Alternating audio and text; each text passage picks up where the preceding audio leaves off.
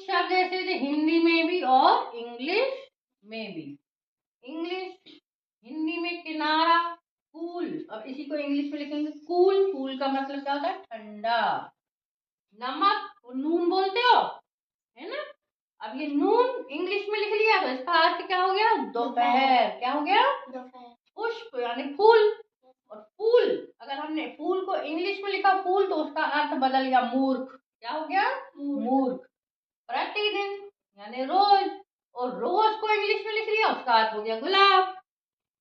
लता यानी बेल, और बेल का अर्थ हो गया घंटी।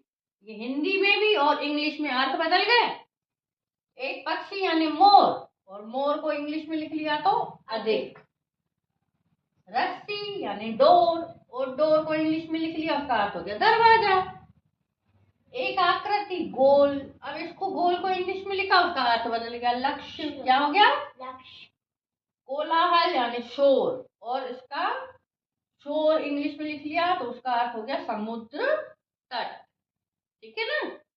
समझ में आ गया? हिंदी में और उसका अब इंग्लिश में लिखेंगे।